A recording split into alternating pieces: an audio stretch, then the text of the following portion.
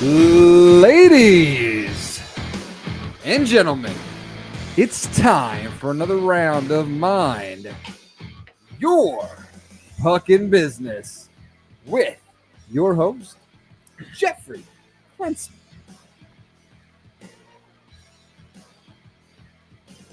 Thank you, Dougie Sticks, coming to you as always from the beautiful studios of Undefeated Media here in Bergen County, New Jersey. This is the Mind Your Fucking Business podcast brought to you by our good friends at the Bamboozle Project as well as DraftKings. We thank them for their sponsorship and continued sponsorship of our program as we are now in season 5. So we appreciate them. As always, go check out the bamboozleproject.com.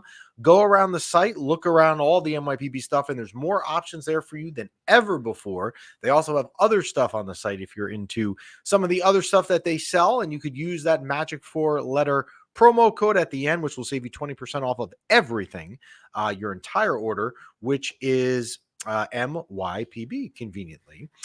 This is episode 166. That is 166 if you're following on the Spanish dial. We welcome you to the show, and you can send us your questions at any time to mypbshow@gmail.com. You can DM us on the Instagram platform. That works as well. I think we are live on Instagram. Are we? Are we showing? We are live on Instagram. I'm not showing it on my end, but that I trust you on that. And you can watch. There we go. We are live, and right on cue. And you can listen to the show anytime you would like. You could stream it on your streaming platforms of Spotify and iTunes, or you could watch the show with camera features of the fancy Undefeated Media technology. You can do that via YouTube, Facebook, or Instagram Live, as I mentioned. How are you, sir? I'm great. How are you? I am good. I am good. And we are approaching now, really what I would say is the end of the off season. You have training camp open. It's not a huge, you get excited when training camp opens, but there's not really a lot for you to do. That will change now on Sunday as the Rangers start their preseason games up in Boston. If we could put up the comments up here, because we're looking at the other stuff, so I can't. I just want to make sure I can see. So, yes, pre 10 a.m. start 2 weeks in a row, Chris. That is correct. We have been on time. It is a season 5 resolution we have to be better on the timing because people have complained. We can be a little bit late. We can be early. We're been a little bit better. We're going to try and keep it up. Anyway, I don't know what I did, but you're welcome. Oh yes, they're thanking you. I guess you did a good job on the intro today. But thank you. So all right. So the Rangers go up to Boston on Sunday. We'll start preseason action.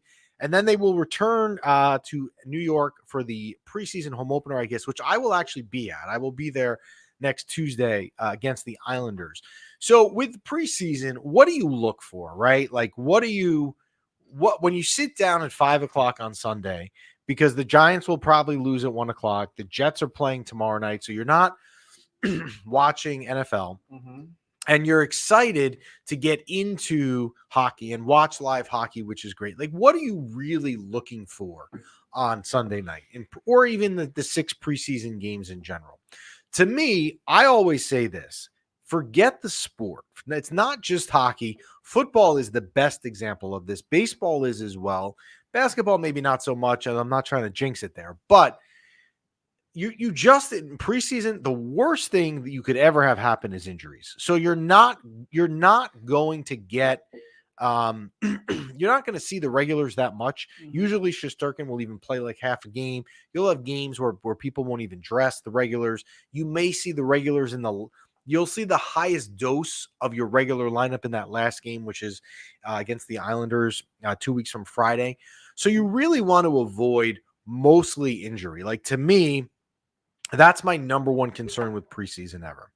The other thing is I could give 2 you-know-whats about the results. Last year, as a friendly reminder, and I believe we're going to put a post about this up over the weekend on our Instagram page, the Rangers in the preseason were 1-5. Okay. Oh my God, Peter Laviolette. They hired this guy. He can't win a game in the preseason. They stink, yada, yada, yada. They ended up winning the President's Trophy. So the results in the preseason do not matter. If he gave me a choice, would I like them to beat the Bruins and the Islanders and the Devils when they play them? Sure, because I hate all 3 teams. But I'm not going to lose sleep if they lose games.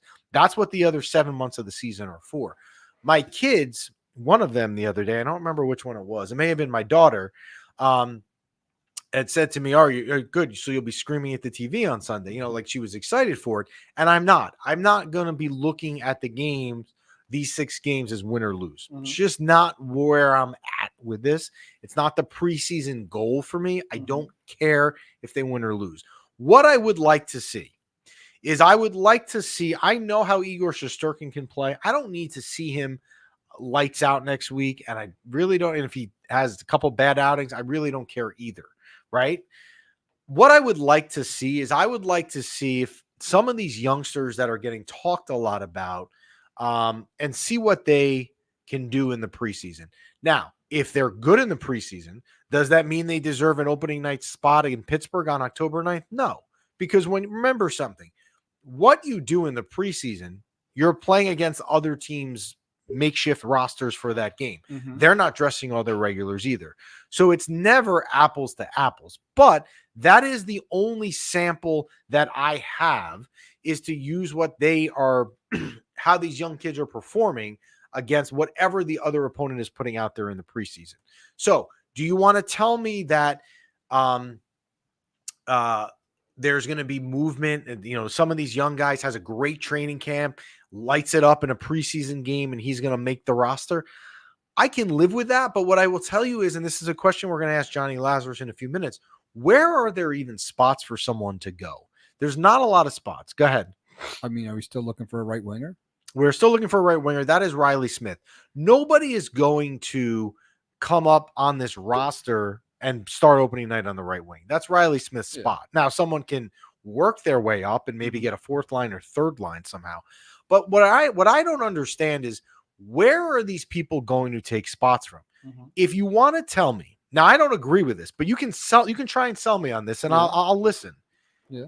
You want to tell me that somebody like Othman, Berard, Edstrom, which I see is a question already, has a great training camp, okay, and can replace someone on the roster?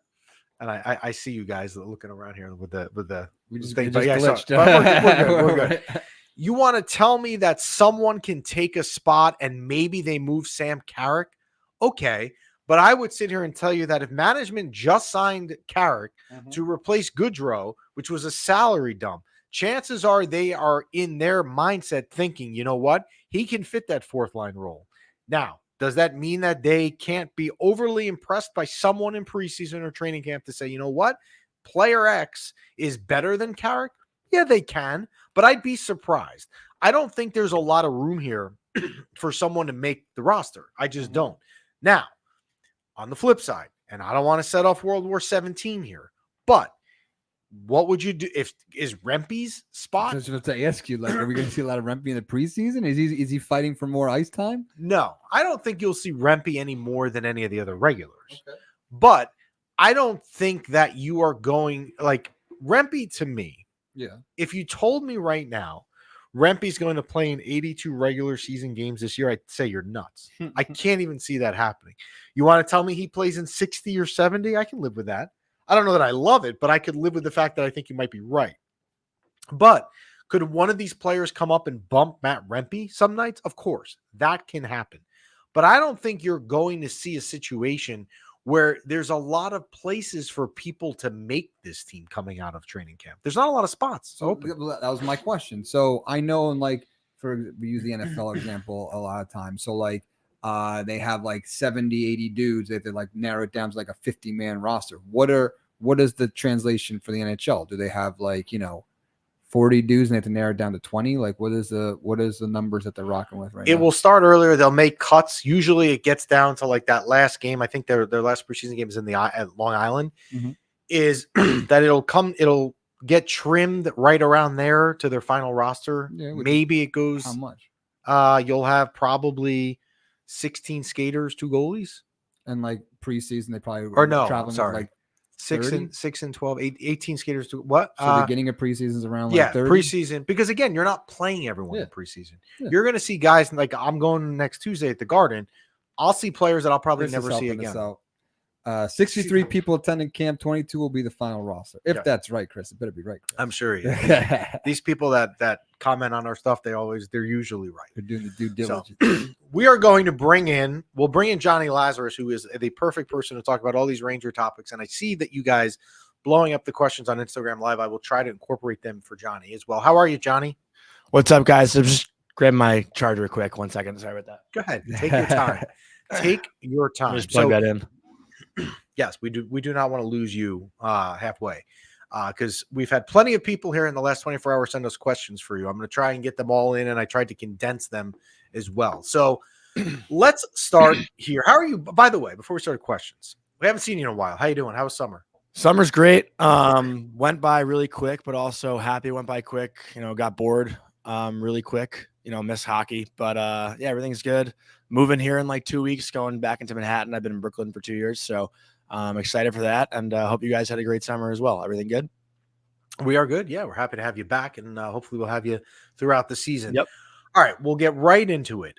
There have been, I think it's 29 or 30 people that have played alongside Mika and Kreider over the course of their careers on the right wing.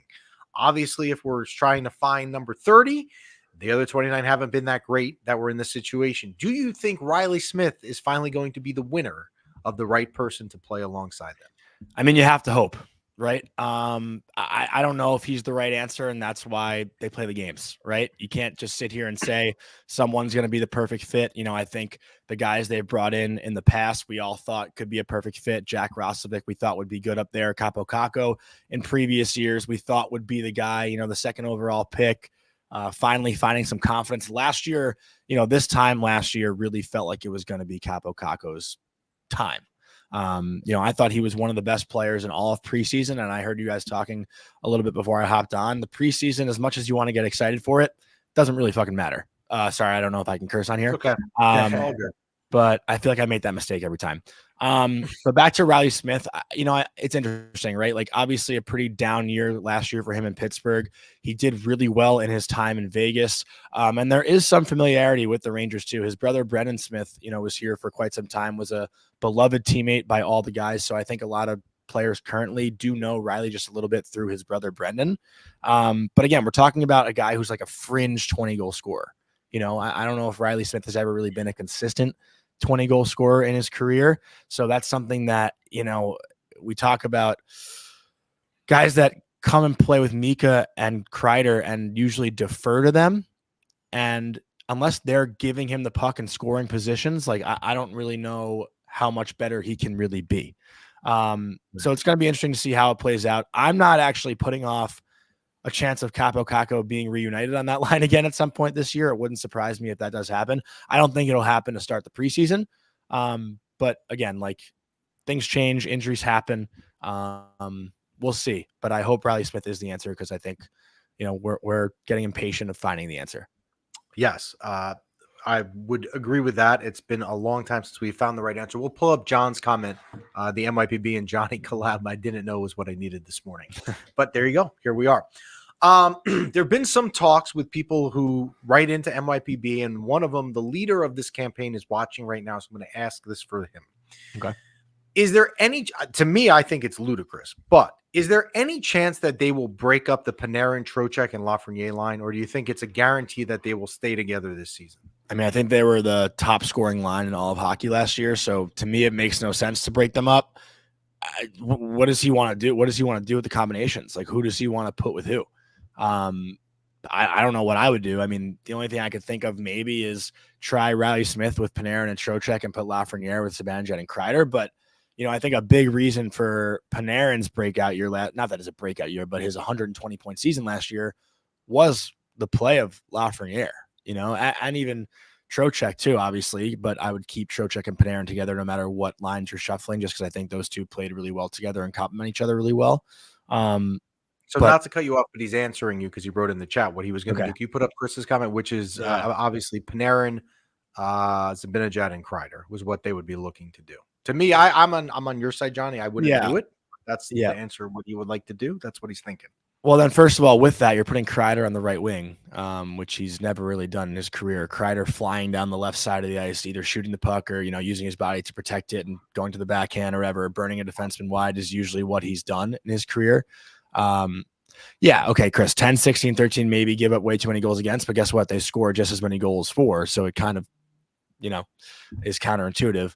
But you know what? It's like, right. Like there's no perfect answer. And I know this question is probably going to come up again too. Like, and maybe I'm jumping ahead here, but do you put Lafrenière in the first power play? Again, there's no correct answer because that power play has already been so successful, so it's like all these things are going to figure themselves out as the year progresses. And, it's fun this time of year because you get to ask all the questions, but I'm not going to sit here and pretend that I have all the answers, But we like to pretend that. Yeah, exactly. It's good conversations and good questions to ask. But, I think this time last year, no one even knew what kind of team this was, right? Like we had guys like Nick Bonino, Riley Nash, Tyler Pitlick on this roster last year, like at this time. Matt Rempe wasn't a thing. Johnny Brodzinski wasn't really a thing. It's tough. I'm just going to talk to Chris this whole time because I want to answer that question too. Yeah, it's fine. So we'll switch gears. What are the chances? It would be typical Rangers who hold everything close to the vest and then don't tell you anything until they make an announcement. What do you think the chances are that Igor has a deal in place before October 9th in Pittsburgh?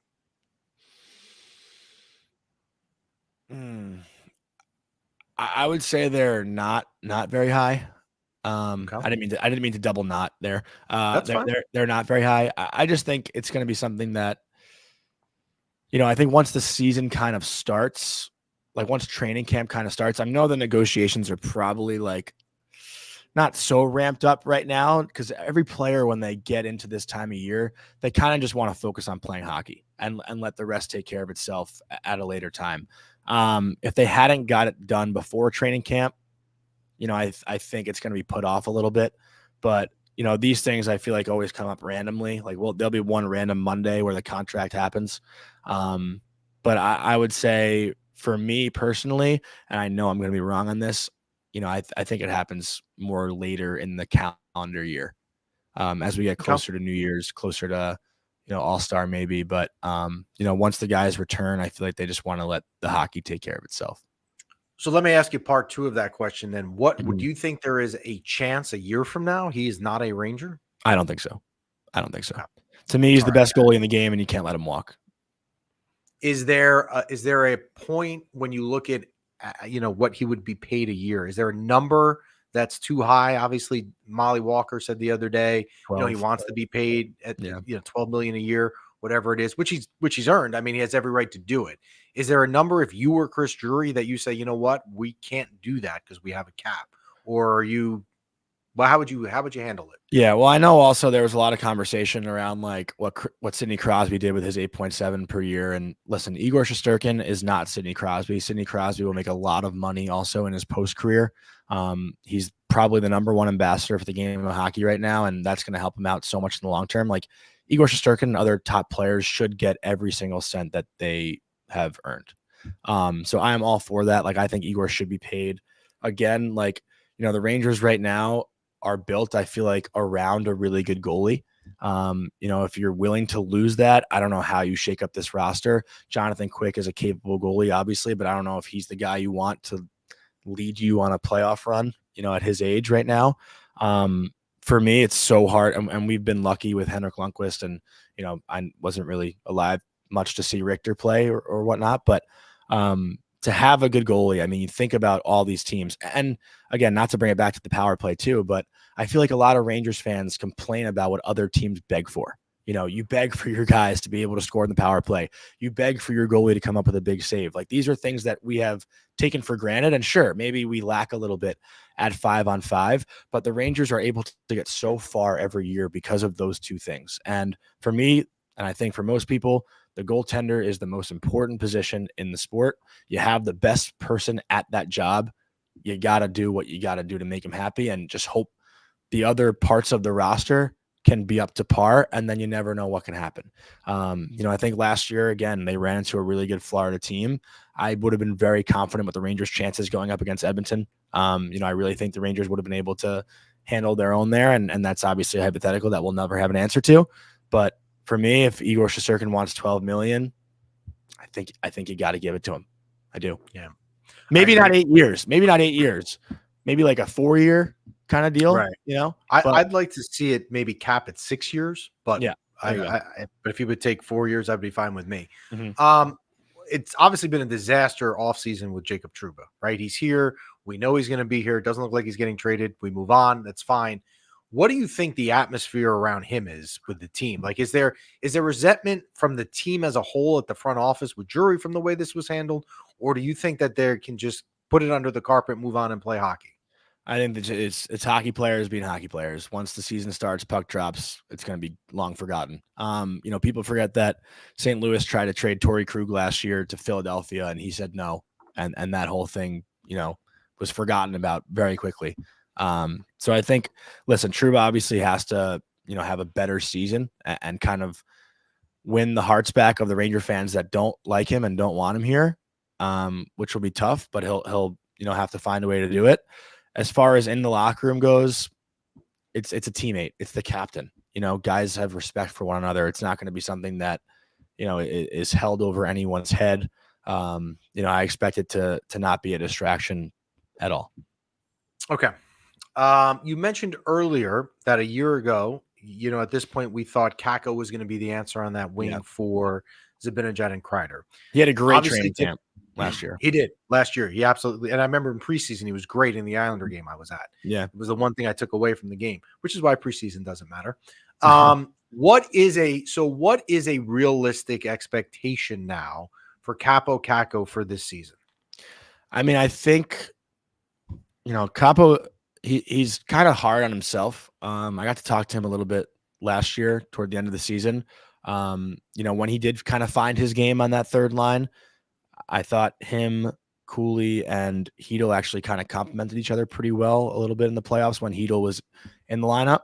But I think Kaapo going into this year will understand the role he's kind of, I guess, not put himself in, but the role he's found within the team, and embrace that. Because listen, if he's a guy on a 1-year deal right now, he's still an RFA. He, I think, understands he's going to be a popular trade target. The conversation started last year at breakup day. We asked him if he thought he'd be a Ranger next year, and he wanted to be here. And I think he's going to show everyone that not only is he a good depth player, but also a good teammate. And I think he's a guy who won't sulk. He's a guy who will do whatever he can to help this team win hockey games. And I think that's all the Rangers can ask for this year.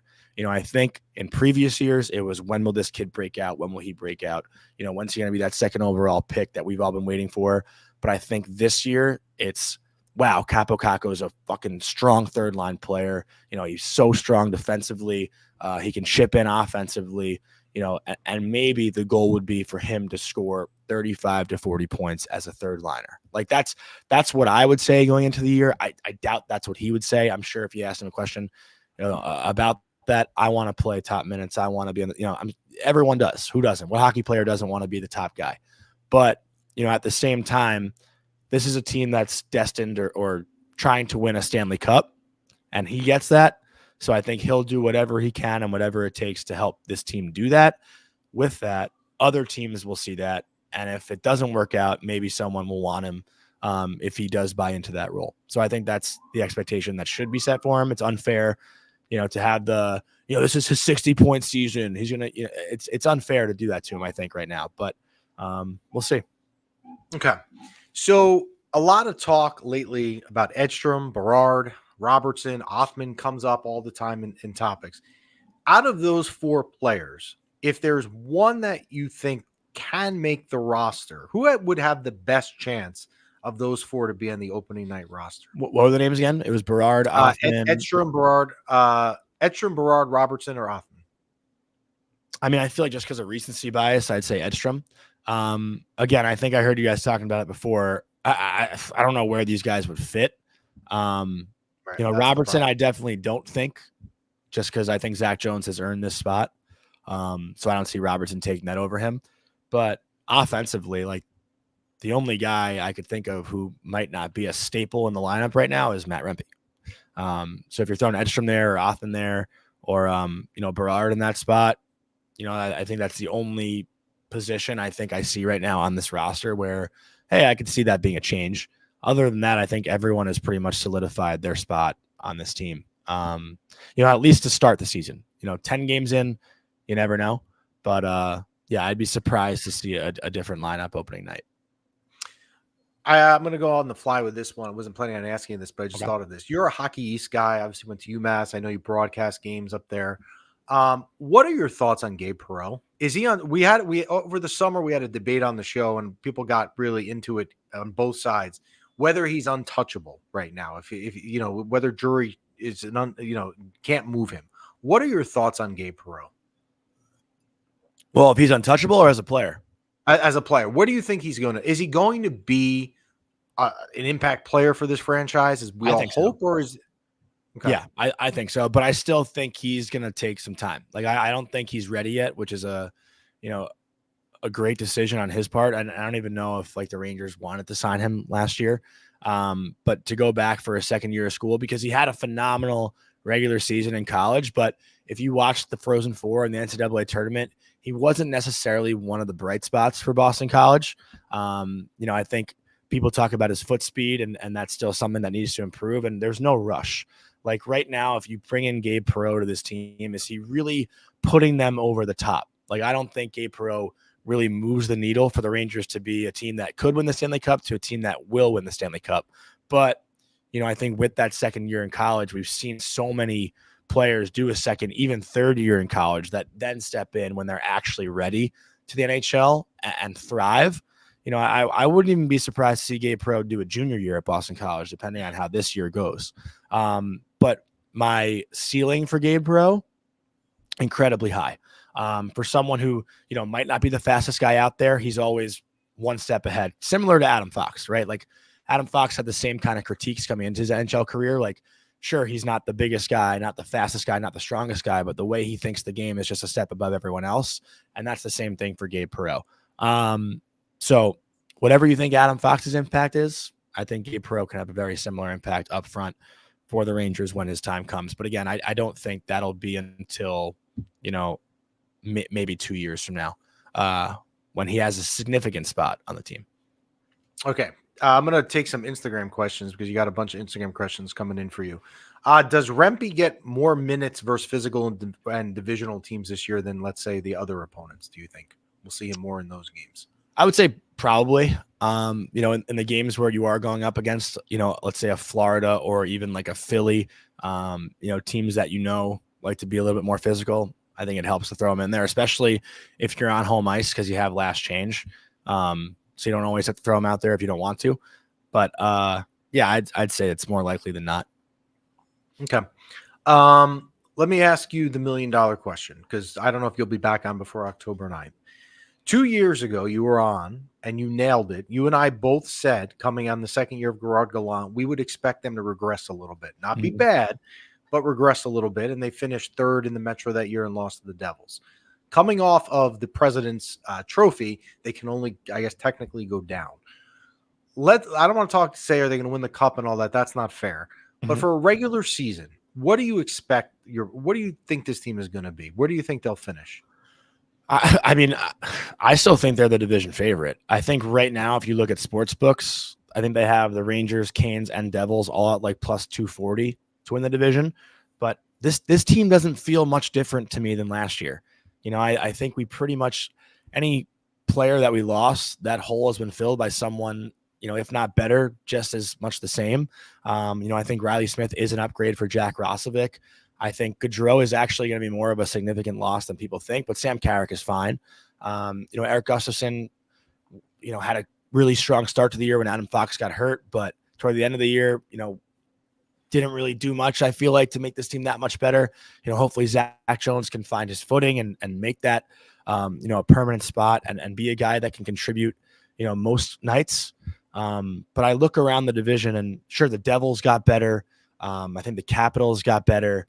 The Canes on paper did not get better, but I do think the Canes are still going to be good just because they play a certain way every single night. The Islanders, added Duclair. Did they do much to get better? No. The Penguins didn't get much better. Flyers are probably going to be the same, but I think last year they were a bit better than most people anticipated. I don't know if they can sustain that. I still think the Rangers have every single opportunity to win this division again this year, and I'd be surprised if they finished below second.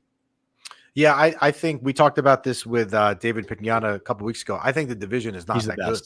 Yeah, I think it's probably the weakest division in the NHL right now, maybe. If you look, I completely think that Torts is going to not get that out of them again. I think and if you know his track record, that's usually what happens. I could see him getting fired mid-year and them going backwards. The Blue Jackets are not good. The Penguins are only older, right? The Caps got better, but they're still not at the Rangers. The Islanders, to think that, for a team that needs scoring, that Anthony Duclair is the answer. I'm not sure about that. I'm not sure that fixes your problem. So I don't think the division is that good. No, I agree. I agree. I think 5 teams are coming out of the Atlantic and 3 are coming out of the Met. And it's probably chalked, but I think the 3 teams everyone can guess are the Rangers, Devils, and Canes. It's just – but last year I felt differently. I think the Islanders were more of a playoff team going into last year. And this year, I'm not really sure what to expect from them, especially with Sorokin's back surgery news. Listen, I'm one of the Ranger fans that hopes the Islanders do well because I love the rivalry and I want to see a playoff series between those 2 teams. But again, I look at the Atlantic Division and all those teams are either good right now or on the come up, where I think the Met is there are good teams and then there are teams that are just, regress. Right. So it'll be interesting to see how it plays out. But yeah, I don't think the Metropolitan Division is really that scary. So that's why I think, the Rangers, who basically have the same team as last year, and again, the best goalie to me in the NHL, a top 3, top 5 power play, I have no reason to believe that they will be worse than second in the division. And perfect timing for a question. Who's your 5th team? Tampa, Florida, Boston, Toronto. So who's the 5th team to come out of the Atlantic? Detroit, the Detroit Red Wings. I thought the magic was there for them last year. They had a horrible 8-game skid that really put themselves out of the position. But the Red Wings have been a very well-run organization for a very long time. They've missed the playoffs, I think, now for either 7 or 8 years in a row. And, Little Caesars Arena hasn't seen a playoff game yet. I love their forward group. I think their D are solid. The goaltending is the only question or concern that I have for Detroit. But if people remember, they got off to a really hot start to the season last year. DeBrincat and Larkin were buzzing. Lucas Raymond just signed his extension.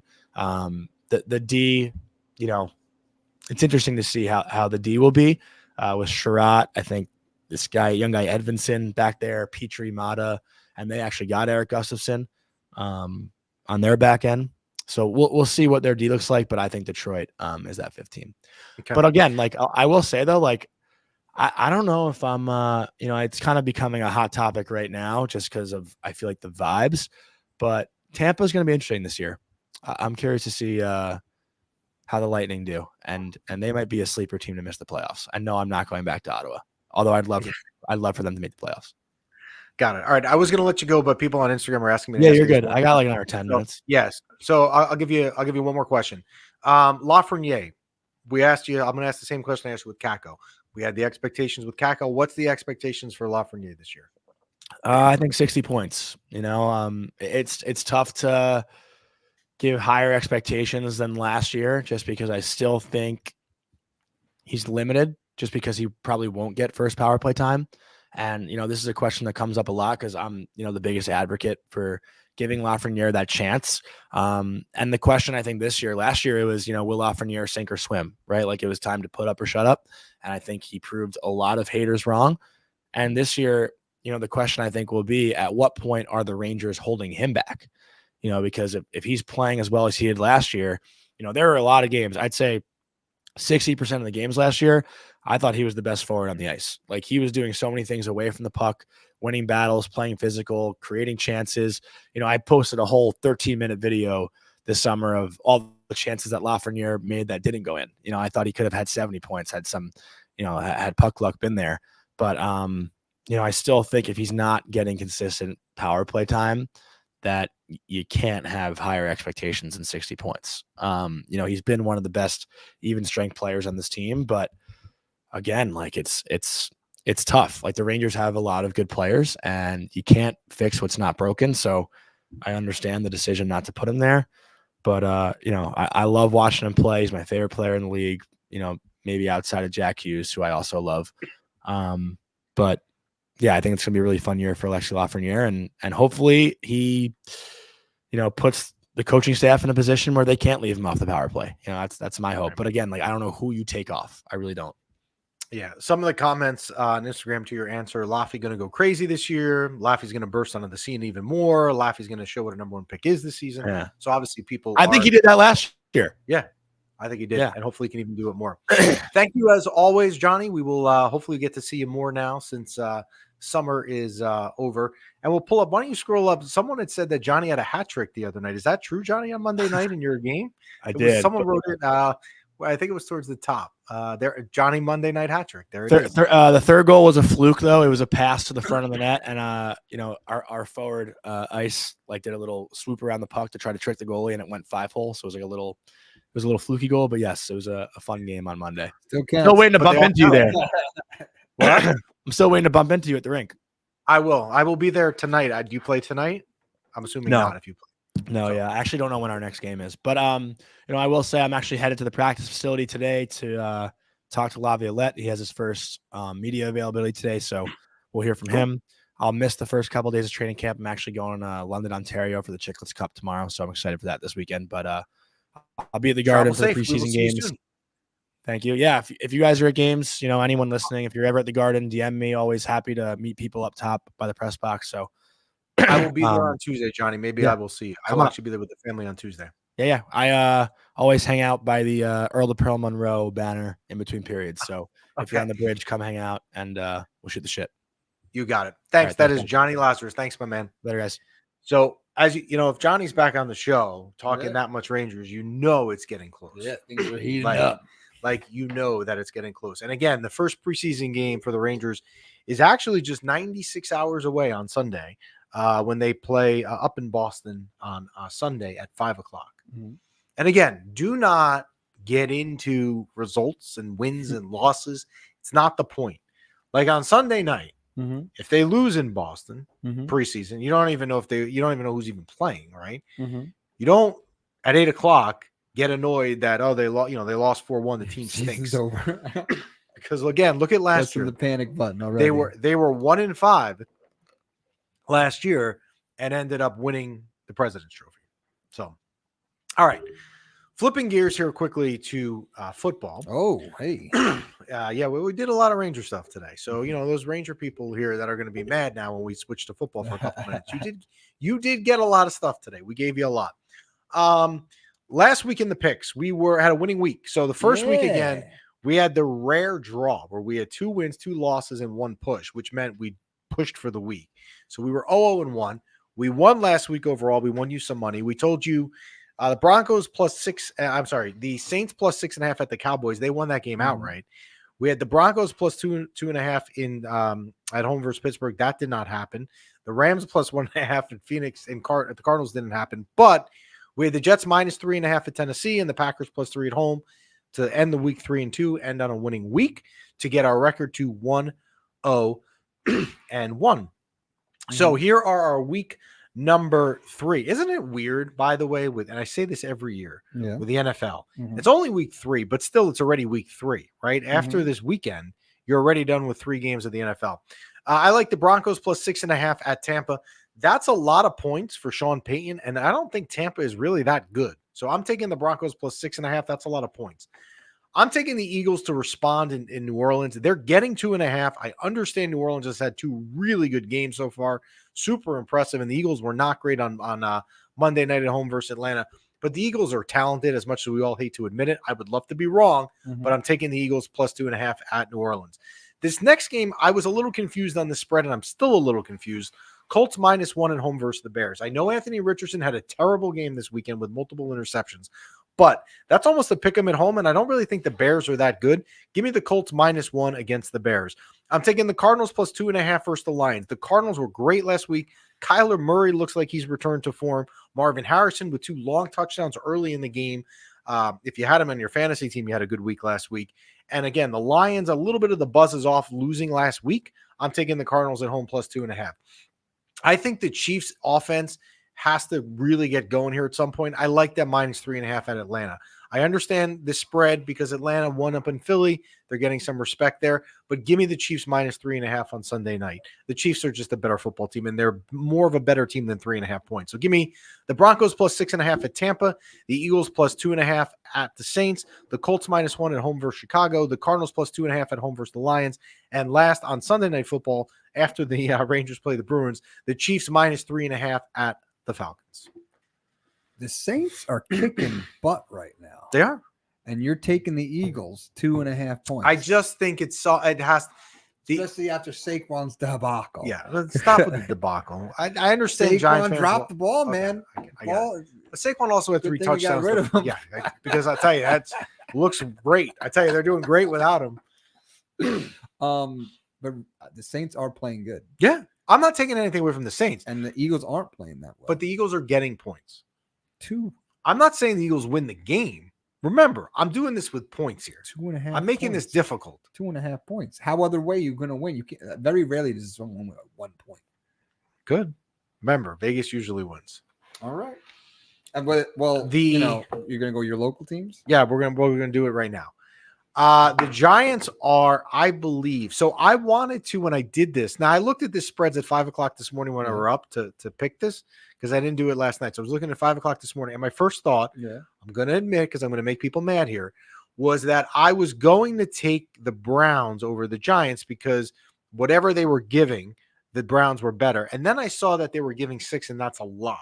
I'm not saying I'm not taking them, but if I had to pick that game, it's not in the 5. I'm going to take the Browns. The Browns giving 6 points. Because if the Giants, if you think about it, what do you think the Giants can realistically score? 14? Well, do you think the Commanders are better or worse than the Browns? Worse. All right. Well, that was a 4-point game. Yeah. Well, then that's why I'm taking Cleveland. I'm taking Cleveland minus 6 in that game.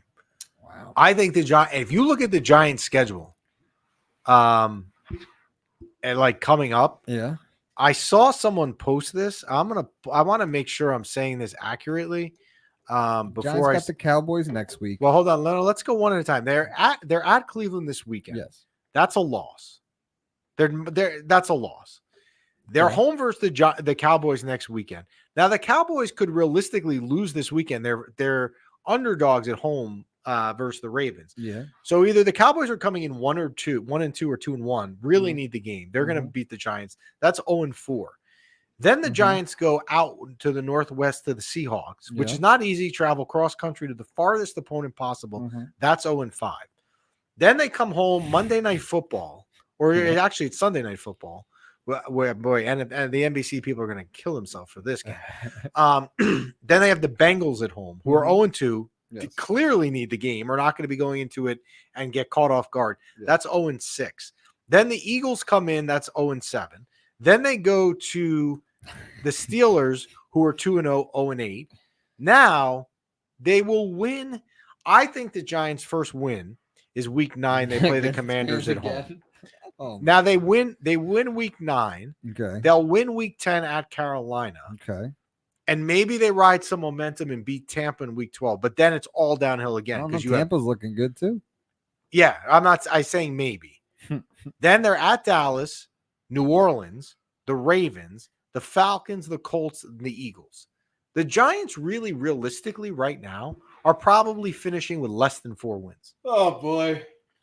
Which is why if you listen to us over the summer when we did the Vegas line of how many games does Dougie Sticks attend this year, take the under. Because I'm not now.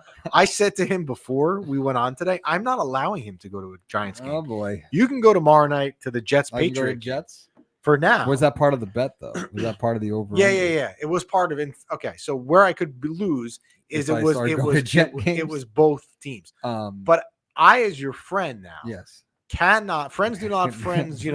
Do whatever. Friends do not let friends attend Giant games. All right. Especially you have a 1.5-year-old at home. Yes.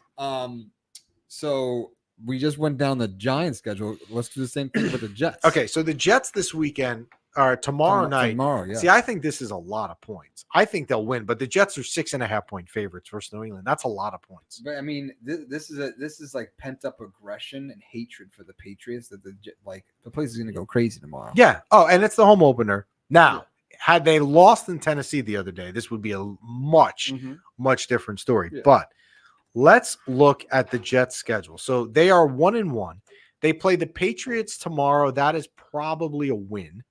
They play the Broncos next week, who are 0-2. That is probably a win. That's 3-1. They play in London or somewhere in Europe. I don't know if it's London, against the Vikings. I'm going to say that's a loss, 3-2. They play the Bills at home Monday night. That's a loss, 3-3. At the Steelers, that's not easy, 3-4. Patriots 4-4. You know what? The Jets schedule is not as easy as we all thought it was, because they have some of these like non-divisional teams now have been playing well. Like the Texans have been pretty good. The Steelers have been good. The Vikings have been good. The Cardinals have been good. So they're playing some teams that are pretty good. I think they'll still be fine. But Buffalo right now is 2-0 in the division and looking like they're trying to get a real early stranglehold here on the division. So anything else on your end before we go?